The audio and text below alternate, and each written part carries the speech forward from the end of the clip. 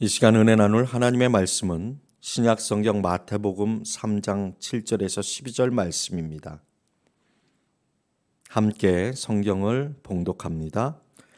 요한이 많은 바리새인들과 사두개인들이 세례 베푸는 데로 오는 것을 보고 이르되, 독사의 자식들아, 누가 너희를 가르쳐 임박한 진노를 피하라 하더냐. 그러므로 회개에 합당한 열매를 맺고 속으로 아브라함이 우리 조상이라고 생각하지 말라. 내가 너희에게 이르노니 하나님이 능히 이 돌들로도 아브라함의 자손이 되게 하시리라. 이미 도끼가 나무 뿌리에 놓였으니 좋은 열매를 맺지 아니하는 나무마다 찍혀 불에 던져지리라. 나는 너희로 회개하게 하기 위하여 물로 세례를 베풀거니와 내 뒤에 오시는 이는 나보다 능력이 많으시니 나는 그의 신을 들기도 감당하지 못하겠노라. 그는 성령과 불로 너희에게 세례를 베푸실 것이요 손에 키를 들고 자기의 타작마당을 정하게 하사 알곡은 모아 곡간에 들이고 쭉정이는 꺼지지 않는 불에 태우시리라. 아멘. 진정한 회개의 열매라는 제목으로 은혜의 말씀을 나누겠습니다. 우리 예수님과 세례 요한의 탄생은 하나님께서 인류를 구원하시는 계획의 첫 출발입니다. 인류의 죄를 사해 주시기 위해 이 땅에 오신 우리 구주 예수님은 동정녀 마리아에게 성령으로 잉태되어 태어나셨고, 예수님의 길을 예비하기 위해 태어난 세례 요한은 하나님의 계명과 규례대로 흠이 없이 행한 의로운 제사장 사가랴와 그의 아내 엘리사벳 사이에서 태어났습니다. 예수님과 세례 요한의 탄생에는 크게 세 가지의 공통점을 찾아볼 수 있습니다. 그 한 가지는 기쁜 소식을 전하는 천사 가브리엘이 예수님을 성령으로 잉태한 마리아와 요셉에게 각각 나타나 자기 백성을 구원할 메시아가 그들에게 태어나게 될 것이라는 하나님의 계획을 전하였습니다. 또 제사장 사가랴에게 나타나 엘리사벳이 아들을 낳게 되고 그 아이가 성령의 충만함을 받아 이스라엘 자손을 주께 돌아오게 할 것이라고 하나님의 계획을 전해준 것입니다. 두 번째 공통점은 바로 예수님과 세례 요한은 모태에서부터 성령 충만하였다라는 사실입니다. 누가복음 1장 41절에서 마리아가 임신했을 때 엘리사벳은 마리아의 만삭된 배에서 아기의 태동을 느낀 것만으로도 성령의 충만함을 받았다고 했습니다. 예수님의 태동만으로도 엘리사벳이 성령 충만함을 받은 것입니다. 누가복음 1장 15절에서는 엘리사벳이 세례 요한을 임신했을 때 복중의 아기 세례 요한도 모태로부터 성령 충만받았다고 기록하고 있습니다. 이처럼 예수님과 세례 요한은 모태에서부터 성령 충만하였습니다. 그리고 또 하나의 공통점은 이사야 선지자가 예수님에 대해 세례 요한에 대해 예언한 것입니다. 이사야 53장 전체는 예수님에 대한 예언인데 그 중에 4절에서 6절 말씀을 읽겠습니다. 그는 실로 우리의 질고를 지고 우리의 슬픔을 당하였거늘 우리는 생각하기를 그는 징벌을 받아 하나님께 맞으며 고난을 당한다 하였노라. 그가 찔림은 우리의 허물 때문이요 그가 상함은 우리의 죄악 때문이라. 그가 징계를 받음으로 우리는 평화를 누리고 그가 채찍에 맞음으로 우리는 나음을 받았도다. 우리는 다 양 같아서 그릇 행하여 각기 제 길로 갔거늘 여호와께서는 우리 모두의 죄악을 그에게 담당시키셨도다. 그리고 세례 요한에 대해서 이사야 40장 3절에서 선지자 이사야는 이렇게 예언하였습니다. 외치는 자의 소리여 이르되 너희는 광야에서 여호와의 길을 예비하라. 사막에서 우리 하나님의 대로를 평탄케 하라. 아멘. 예수님보다 6개월 먼저 태어난 세례 요한은 광야에서 낙타 털옷을 입고 허리에 가죽띠를 띠고 메뚜기와 꿀을 먹으면서 살았습니다. 세례 요한은 광야에서 이렇게 외쳤습니다. 회개하라, 천국이 가까이 왔느니라. 세례 요한이 광야에서 회개하라, 천국이 가까이 왔다고 외친 것은 이사야가 예언한 하나님의 계시가 그대로 이루어진 것입니다. 이것은 정말 놀라운 이야기입니다. 광야에서 외쳤는데 예루살렘과 온 유대와 요단강 사방에서 많은 사람들이 세례 요한에게 와서 세례를 받았습니다. 자기들의 죄를 자복하고 회개하고 요단강에서 세례 요한에게 세례를 받았습니다. 세례 요한은 사람들에게 회개의 세례를 베풀었습니다. 하루는 세례 요한이 세례 베푸는 곳으로 많은 바리새인과 사두개인들이 오고 있었습니다. 오늘 본문 말씀은 세례 요한이 그들을 책망한 내용입니다. 유대교의 3대 종파 중에 바리새파와 사두개파가 있는데 이 바리새인과 사두개인들은 율법을 중시하고 예수님의 부활을 믿지 않으며 사람들에게 보이기 위해 회당과 거리에서 기도하여 나중에 예수님께 외식하는 자들이라고 책망을 받게 됩니다. 그런데 광야에서만 생활한 세례 요한은 영의 눈으로 그들의 악함을 보고 하나님의 의분으로 직설적으로 독사의 자식들아 하나님의 진노를 피할 수 없을 것이니 회개에 합당한 열매를 맺으라고 책망한 것입니다. 세례 요한은 자기는 물로 세례를 주지만 자기 뒤에 오시는 분은 자기보다 능력이 많으시고 성령과 불로 세례를 베푸실 것이라고 증거했습니다. 성령 세례를 주시는 예수님에 대해 증거한 것입니다. 또 그분이 손에 키를 들고 자기의 타작마당에서 키질을 하여 알곡은 모아 곡간에 들이고 쭉정이는 꺼지지 않는 불에 태우실 것이라고 증거했습니다. 키질하는 것을 우리가 요즘에는 잘 보기 힘들지만 시골에서 곡식을 추수하여 키를 이용해 쭉정이나 검부르기 등의 불순물을 분리시켜 날려보냅니다. 특히 바람이 불 때 키질을 하면 무게 있는 알곡은 가운데로 모이고 가벼운 쭉정이는 날려버리기가 쉽습니다. 알곡과 쭉정이를 분리해 알곡은 모아 곡간에 들이고 쭉정이는 꺼지지 않는 불에 태우신다는 이 말씀은 알곡인 진짜 그리스도인들은 천국에 가지만 예수님을 믿는 척하지만 가짜로 믿는 사람들은 꺼지지 않는 불인 지옥에 던져버리신다는 말씀입니다. 예수님은 공생의 사역을 시작하시면서 맨 처음 세례 요한에게 세례를 받으셨습니다. 세례 요한은 예수님이 자기에게 세례 받으려고 오시니까 예수님을 말렸습니다. 그랬더니 예수님께서 세례 요한에게 우리가 이같이 하여 하나님의 모든 의를 이루는 것이 합당하다고 말씀하셨습니다.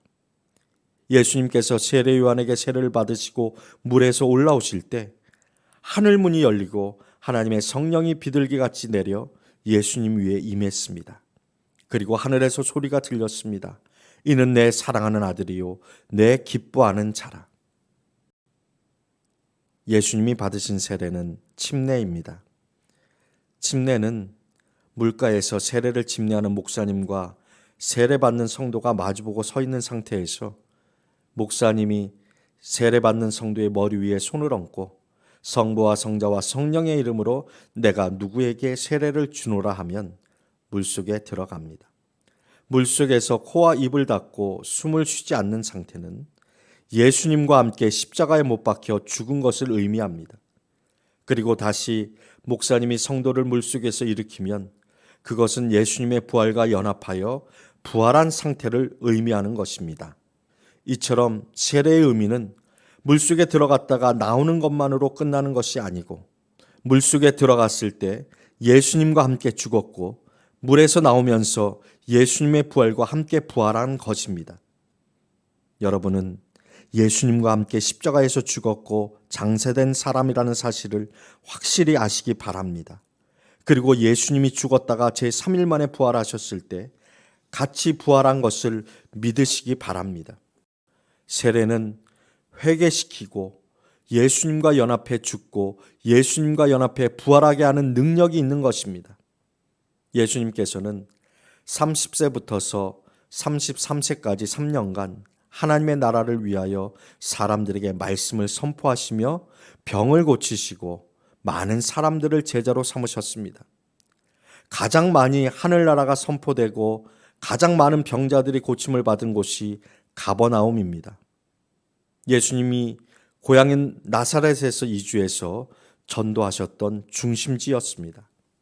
또 고라신에서와 벳세다에서 가장 많은 기적과 이적을 베푸셨습니다. 고라신은 가버나움 북쪽 4km 지점, 요르단강 서쪽 갈릴리오 북쪽에 위치해 있던 고대 성읍이고, 벳세다는 요르단강의 북동쪽에 있었던 어촌이었습니다. 고라신과 벳세다에서 예수님은 가장 많은 기적과 이적을 베푸셨는데도 그 많은 기적을 눈으로 생생하게 보았음에도 불구하고 그들은 회개하지 않았고 예수님을 믿지 않았습니다. 오히려 멀리서 예수님의 소식을 듣고 온 사람들이 회개했고 예수님의 제자가 되어 예수님을 따랐습니다. 그래서 누가복음 10장 13절에서 15절에서 예수님은 고라신과 벳세다 그리고 가버나움 이렇게 회개하지 않는 지역을 책망하신 것입니다. 이 내용은 마태복음 11장에서도 똑같이 기록되어 있습니다. 예수님의 제자 마태와 누가가 예수님께서 말씀 전하실 때 곁에서 본 것을 그대로 기록한 것입니다. 예수님께서는 고라신과 벳세다가 화가 있다고 하셨습니다. 고라신과 벳세다에서 행한 모든 권능을 두로와 시돈에서 행하였더라면 그들은 벌써 회개하였을 것이라고 말씀하셨습니다. 고라신과 벳세다에서 행한 권능과 이적을 두로와 시돈에서 행하였더라면 두로와 시돈에 사는 사람들은 자신의 죄를 깨닫고 장례식 때 입는 베옷을 입고 불에 시신을 태워 화장한 후에 남는 그 잿가루 옆에서 회개하였을 것이라고 말씀하셨습니다. 또 예수님은 가버나움이 회개하지 않고 여전히 교만하게 타락하여 죄를 지으니까 가버나움에서 행했던 모든 권능을 소돔에서 행하였더라면 그 성이 이미 벌써 회개하고 오늘까지 건재했을 것이라고 말씀하신 것입니다. 이미 타락해 멸망한 소돔이 차라리 심판날에 가버나움보다 견디기 쉬울 것이라고 말씀하셨습니다. 사랑하는 여러분, 우리는 세례 요한과 예수님이 회개하지 않는 자들을 책망하시는 이 말씀을 그냥 흘려듣지 말고 자신을 살피며 들어야겠습니다. 하나님은 우리의 삶에 너무나도 많은 복을 주셨고 순간순간 기적을 경험하게 하셨습니다. 그 많은 은혜를 받고 살아온 우리가 예수님을 믿은 세월이 오래되면서 점점 바리새인과 사두개인처럼 교만해지면 안 되겠습니다. 교만한 사람은 하나님을 경외하지 않게 됩니다. 천국에서 누가 높은 자리에 앉을 것인지 싸운 제자들처럼 기득권이나 텃세가 있으면 안 되겠습니다. 분명히 잘못한 것이 있는데도 그것이 죄인 줄 알지만 사람들에게 밝혀지지 않아서 모르고 있으니까 숨긴 채로 신앙생활하면 안 되는 것입니다. 그것은 하나님 앞에서 거짓말하는 것입니다. 자신의 죄를 사람들에게 드러낼 필요는 없습니다. 하지만 하나님 앞에는 모든 죄를 자백하고 회개에 합당한 열매를 맺어야만 합니다. 죄를 드러내는 것이 모두 유익한 것이 아닙니다. 사람들이 정죄하고 판단하는 죄를 짓게 하기 때문에 다른 사람의 죄를 밝히는 것은 유익하지 않습니다. 다른 사람의 죄를 밝힌다고 그 사람을 회개하게 할 수 있는 것이 아닙니다. 하지만 죄를 지은 당사자는 하나님 앞에 통회하고 애통하며 회개해야 하는 것입니다. 회개하면 나중된 자가 먼저 되는 은혜를 입습니다. 예수님은 천국은 마치 품꾼을 얻어 포도원에 들여보내려고 이른 아침에 나간 집주인과 같다고 하셨습니다. 하루 일당으로 한 데나리온을 주기로 하고 일하러 온 사람들을 포도원에 들여보냈습니다. 제일 먼저 일하러 포도원에 들어간 사람들은 이른 아침에 온 부지런한 사람들이었습니다. 주인이 제3시에 나가보니 장터에서 놀고 서 있는 사람들이 있어서 그들에게도 포도원에 들어가서 일하게 하였습니다. 또 제6시에 또 제9시에 마지막으로 제11시에 나가보니 서 있는 사람들이 또 있어서 그들도 포도원으로 들여보냈습니다. 이제 퇴근 시간이 되어서 포도원 주인이 청지기에게 일당을 나눠주게 하였는데 나중에 온 사람이 한 데나리온씩 받는 것을 본 이른 아침에 온 자들이 자기들은 더 받을 줄 알고 기대했습니다. 그런데 자기들도 한 데나리온을 받으니까 주인을 원망하며 불만을 얘기했습니다. 나중 온 사람들은 1시간밖에 일하지 않았는데 온종일 뙤약볕에서 일한 자기들과 똑같이 줄 수 있냐고 원망했습니다. 그 원망에 대한 주인의 대답은 이렇습니다. 친구여, 내가 내게 잘못한 것이 없노라.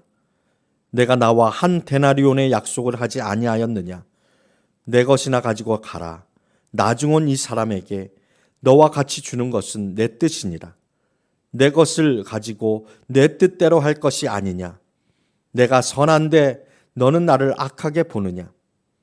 예수님께서 이 비유의 말씀을 해주신 것은 나중된 자가 먼저 되고 먼저 된 자로서 나중될 것이라고 알려주신 것입니다. 죄를 지은 어떤 사람이 있었습니다. 자기도 모르게 호기심에 그러면 안 되는 줄 알면서도 하나님을 두려워하는 마음 없이 또 사람들에게는 숨길 수 있으니까 몰래 가족을 배반하고 상처 주는 큰 죄를 지었습니다. 그러나 하나님이 그 어두움에 빛을 비추시니까 그의 죄가 드러나 숨을 곳이 없어 하나님께로 회개하고 돌아왔습니다. 그렇게 몇 년을 살다가 공허한 마음이 들어오니 또다시 과거의 죄를 짓게 됩니다. 그런데 두 번째 죄를 지으니 죄도 굳은 살이 생겨서 더 대범하게 죄를 지었습니다.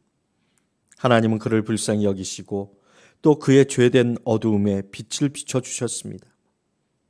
그의 죄가 밝혀졌고 소중한 사람들에게 다시 상처를 주었습니다. 그는 이번에는 정말로 다시는 죄를 짓지 않겠다며 기도원에 들어가 금식하며 회개했습니다. 그는 죄를 사해 주신 하나님과 죄를 잊어준 사람들에게 정말 다시는 죄를 짓지 않고 살게 되었다고 생각하며 살았습니다. 그런데 세월이 많이 지난 어느 날 살며시 또다시 그의 마음에 공허함이 찾아오니 그는 또 무너지며 또다시 쉽게 죄를 받아들이게 되었습니다. 이번에는 세 번째이니 아주 베테랑이 되어 더욱 더 악하게 죄를 짓게 되었습니다. 그러나 그를 끝까지 포기하지 않고 사랑하시는 하나님은 그에게 긍휼을 베푸셔서 그에게 또다시 회개할 기회를 주셨습니다.